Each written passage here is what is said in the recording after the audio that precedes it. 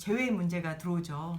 창세기 3장에 하나님이 동산에 있는 모든 것들을 다 먹어도 되는데 선악을 아는 이 선악과는 먹지 말라고 했는데 이제 사단이 와서 혹은 뱀이 와서 하와에게 먹으라고 하고 이제 하와가 먹고 그 먹은 것을 아담에게서 나눠서 사이좋게 같이 나눠 먹죠.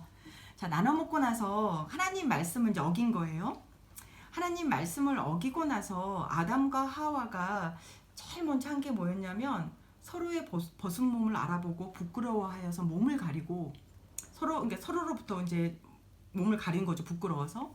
두 번째 한 게 뭐였냐면 하나님으로부터 피해 숨었더라라고 기록하고 있어요. 그래서 이제 하나님 말씀을 어기자마자 그러니까 뭔가 우리가 죄를 지고 불순종하자마자 한 첫 번째 행동이 서로를 보고 부끄럽게 여겼고 그 다음에 하나님으로부터 피해 숨었더라라고 했는데 뭐 서늘한 저녁에 하나님이 걸으시다가 아담과 하와가 숨은 걸 보시고 하나님이 뭐라고 하시냐면 창세기 3장 9절에 나오는데요. 하나님이 아담을 찾으세요. 아담아 네가 어디 있느냐. 사실은 이 짧은 한 구절이 성경에서 인간이 죄를 짓고 나서 하나님의 구원의 역사가 시작되는 시작점입니다.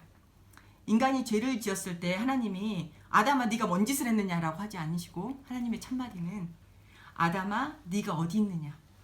하나님이 그 인간을 찾으시는 행동으로 인간의 죄에 대한 반응이 처음이에요. 그래서 그 하나님의 구원의 역사는 사실 많은 부분에 있어서 창세기 3장 9절에 하나님이 불순종한 죄를 지은 아담을 찾으시는 행동부터 시작되죠. 그때부터 시작해서 하나님이 끊임없이 우리를 찾으시죠.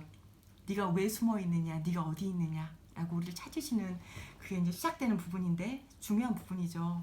되게 이 말씀이 저는 항상 되게 감동이 돼요. 아담이 이제 이렇게 하고 숨었는데 하나님의 첫 마디가 아담아 네가 어디 있느냐라고 찾으시는 그 첫 마디가 되게 많은 위로가 되는 것 같아요. 아, 하나님이 이렇게 찾으시는구나. 하나님이 죄인을 이렇게 대하시는구나.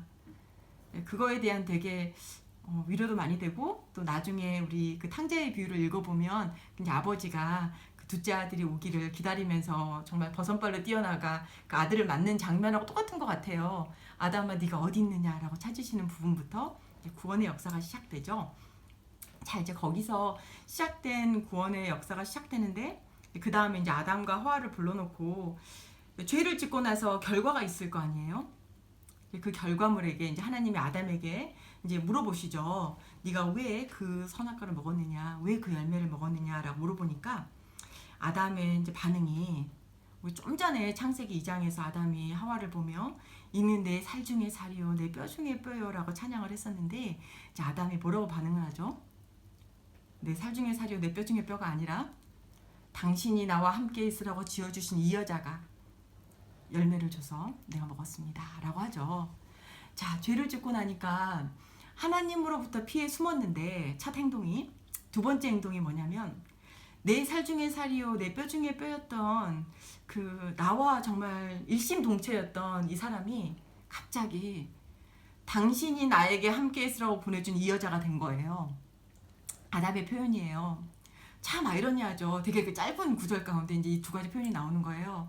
자, 아담이 자기와 동일한 하나님의 형상으로 만들어진 인간을 보면서 하는 반응이 뭐냐면 당신이 나한테 함께 해주라고 보내준 그 여자인 거예요. 더 이상 내 살 중에 살이요 내 뼈 중에 뼈가 아니죠. 자, 이제 이 이야기가 좀 전에 제가 탕자의 비유 누가복음 15장 이야기를 했지만 누가복음 15장에 되게 비슷한 이야기가 나와요. 아빠가 어떤 남자가 아빠가 두 아들이 있었는데 이제 다 알고 있죠. 둘째 아들이 재산을 탕진하고 나가 있다가 돌아오는데 아들이 돌아오니까 아버지가 너무 기뻐서 잔치를 열고 큰아들이 있으니까 큰아들에게도 너도 빨리 들어와서 너희 동생이 네 동생이 죽었다 살아났다 네가 함께 기뻐하고 즐거워야 되지 않겠느냐라고 했더니 이 형이 뭐라고 하냐면 나가서 돈 다 쓴 당신 아들이 내 동생이 아닌 거죠. 관계가 자, 내 동생이 아니라 나가서 재산 다 탕진하고 한 당신 아들이 돌아온 것이 뭐 나에게 무슨 기쁨이냐 이거죠. 그래서 죄를 짓고 나면 죄의 결과물인 것 같아요. 하나님으로부터 피하게 되는 거, 하나님과의 관계가 흐트러지게 되는 거.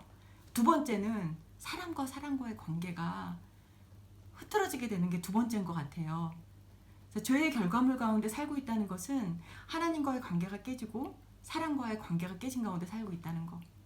근데 거기서 끝나지 않고 그 다음에 이제 뱀을 이제 부르시고 아담에게 또 하시는 말씀이 나오는데, 이전까지는 동산에서 아담이 수고하지 않아도 하나님의 창조의 세계 가운데에서 자유로이, 여기서 나는 모든 열매를 네가 자유로이 먹으라고 했는데, 죄를 짓고 났더니 그 다음에 결과가 뭐냐면 네가 수고하고 노력하여야 이 땅이 가시덤불을 내겠고, 그러니까 이미 인간과 창조 세계 가운데 관계에도 흐트러짐이 있는 거죠.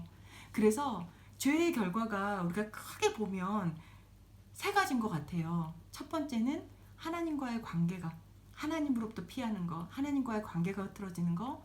두 번째는 사람과 사람과의 관계가 흐트러지는 거. 세 번째는 인간과 하나님이 만들어진 세상과의 관계가 흐트러지는 거. 자, 이걸 이제 창세기를 보시고 나중에 이제 저희가 다음번에 이야기할 때 로마서에 대한 이야기를 잠깐 하겠지만요. 바울이 죄에 대해서 어떻게 이야기하고 있는지가 이 창세기 3장을 다시 한번 읽어보시면 되게 도움이 많이 돼요. 바울이 로마서에서 로마서 1장 18절부터 나오는데요. 인간의 죄악성을 어떻게 표현하고 있냐면, 사람이 하나님을 아는 진리를 가졌음에도 불구하고, 하나님이 창조자인지 알매도 불구하고 창조주 대신에 피조물들을 섬기고 창조주라 인정하지 않는, 그러니까 하나님과 사람과의 관계가 깨어진 것을 바울이 그 죄의 모습으로 표현해요. 그 다음에 또 뭐라고 나오냐면, 오히려 사람들이 낼바 달린 것들과 땅에 기는 것들, 그런 것들을 섬기고, 뭔가 엄청 잘못된 거죠. 하나님이 그들을 다스리라고 주셨는데 사람과 또 하나님이 창조하신 창조물 간의 어긋난 관계들이 나오는 거죠. 그리고 이제 마지막에 또 나오는 게 사람과 사람과의 관계들. 그래서 이제 바울이 1세기의 유대인으로서 그의 문화 상황 가운데 봤던 그 죄의 모습들이 이제 창세기의 이 모습들을 많이 반영하고 있어요.